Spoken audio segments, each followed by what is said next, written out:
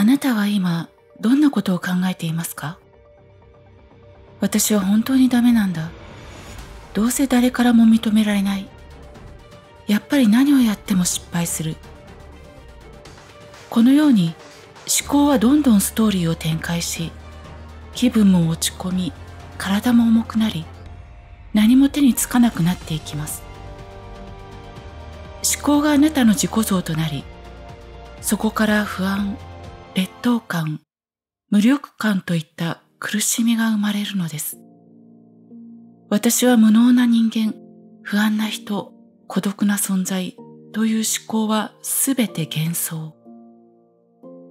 それらはすべて思考が作ったストーリー。どんな思考もただ現れて消えていくだけ。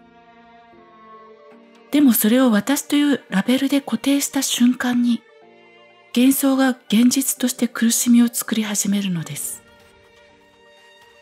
今回は思考が作り出した苦しいドラマを終了させる方法について、動画前半にネドジュンさんの頭の意識と体の意識について、後半にインドの思想家マハラジの教えについて、最後に具体的な日常での実践例をご紹介します。あまり画面は見ずにしっかり理解しようという思いを手放し、感覚的にお聞きください。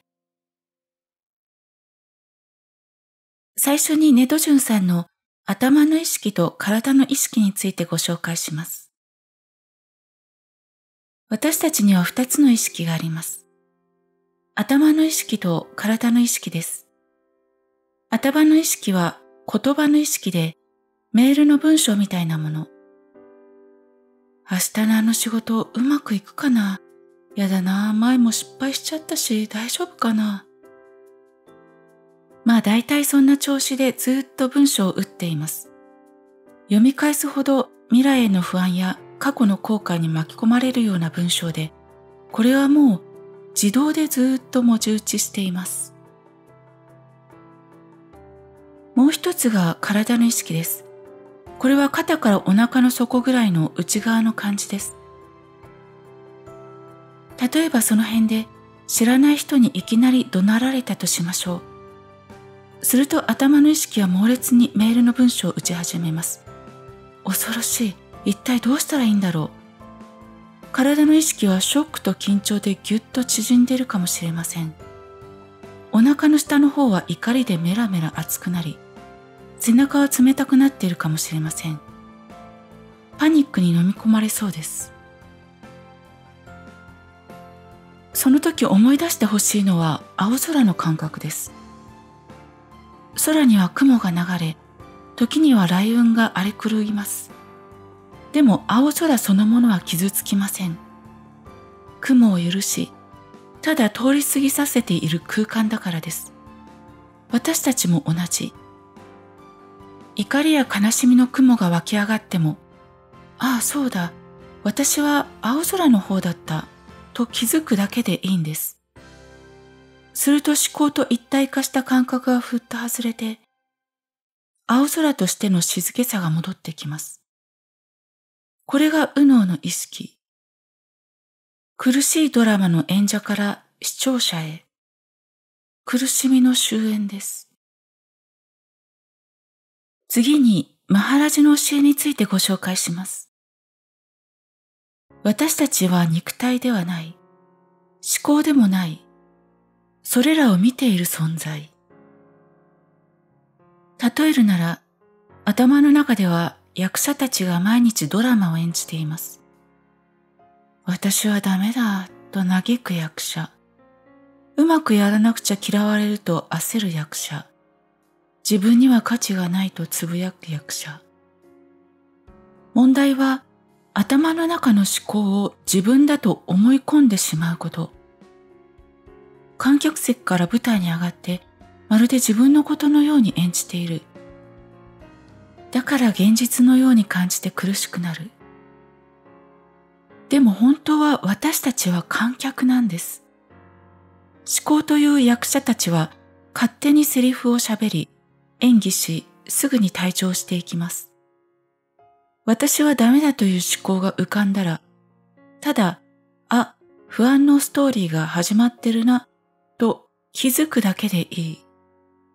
それだけで私たちは思考の外に出られます。私たちの多くは自分を思考だと思い込んでいます。だから病気になると私が壊れたと感じる。落ち込むと私はダメだと思う。失敗すると私には価値がないと思う。でも私たちは変化するものではない。すべての変化を見ている存在なんです。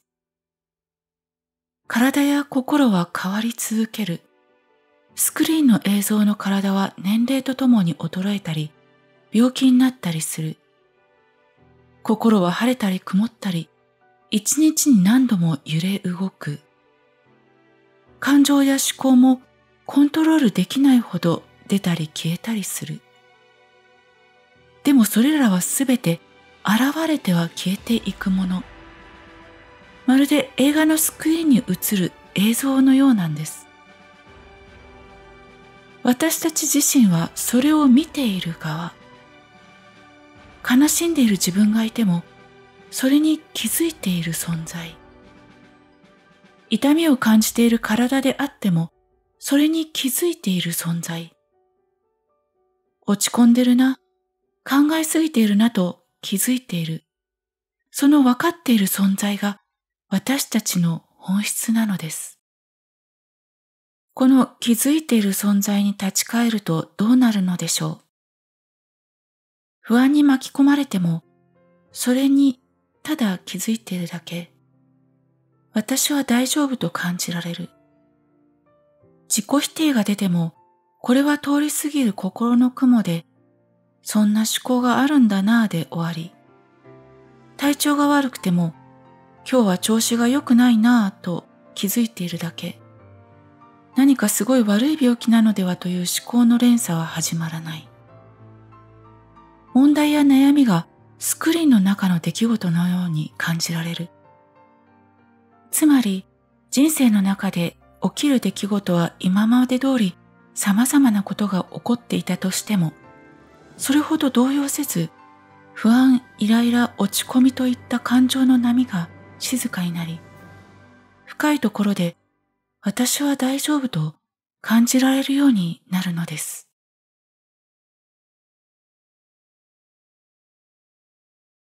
最後に日常での実践シミュレーションをしてみましょう。例えば、なんか明日の仕事不安だなという思考が出てきたとします。それを考えている私は本当にいると静かに問いかけてみる。頭の中の言葉をテレビのナレーションのようなものだと、ただ気づいている。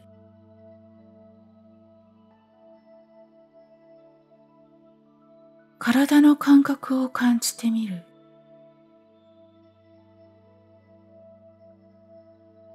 先ほどまでの胃のキリキリしたような、重苦しいような、肩にぎゅーっと力が入っているような感覚が、ただの思考だと気づいた瞬間に、ふーっと緩み、なんだかほっとした安堵感のようなものが体に感じられるかもしれません。ここで呼吸。例えば、自分はなんてダメなんだろうという思考の連鎖が始まっているとします。私はダメだという思考が浮かんでいる。今、不安のストーリーが始まっている。これは私じゃない。ただの思考だ。そう気づくと、あなたは思考の外に出ました。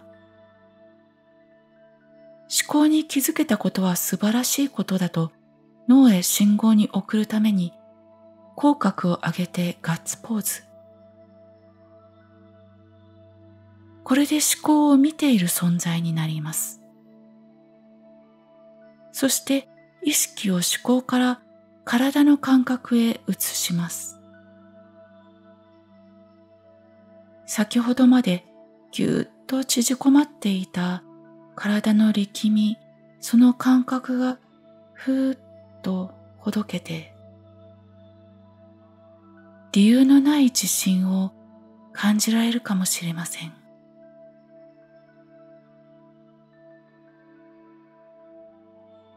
例えば、昔の失敗を思い出して落ち込んでいたとします。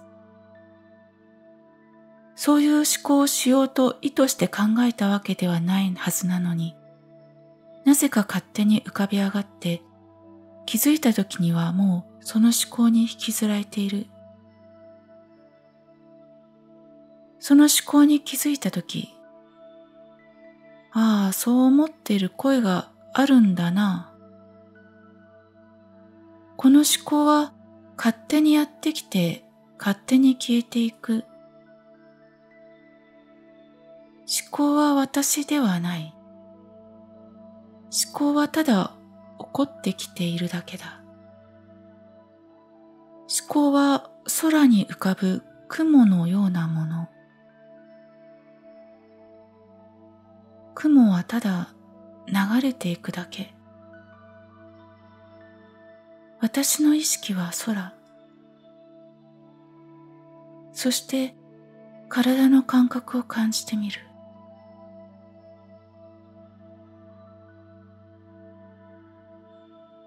先ほどまでのざわざわした嫌な感じは消えて、むしろすがすがしい感じ。こんなことでくよくよしていたことが馬鹿らしく感じられるかもしれません。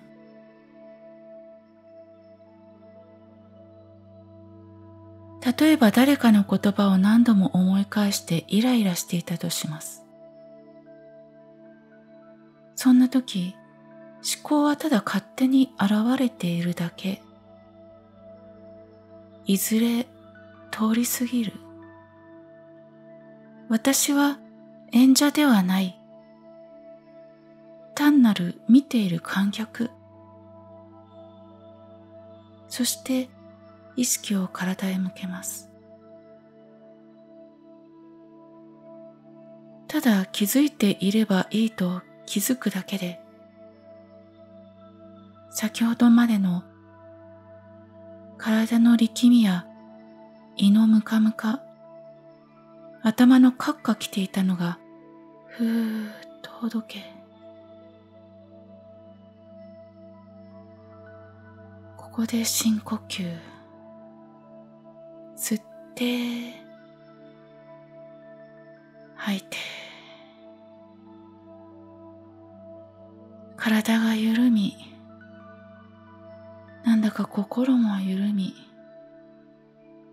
まあいっか、そんなにイライラすることでもないし、なんか馬鹿らしいという感覚に変化しているかもしれません。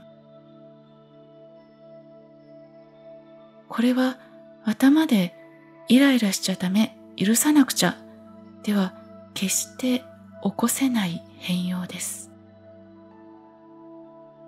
このような訓練を繰り返すと、だんだんと思考の波に飲まれなくなっていきます。私はダメな人間、不安な人、あの人許せないという思いは、すべて思考が作ったストーリー。どんな思考もただ現れて消えていくだけ。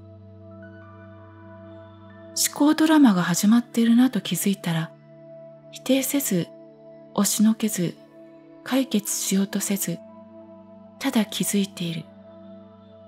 そして意識を体へ向ける。体の感覚を感じる。その時あなたは演者から視聴者になり、幻想の苦しみはエンディングを迎え、本来の深く静かな安堵感の世界が目の前に広がっています。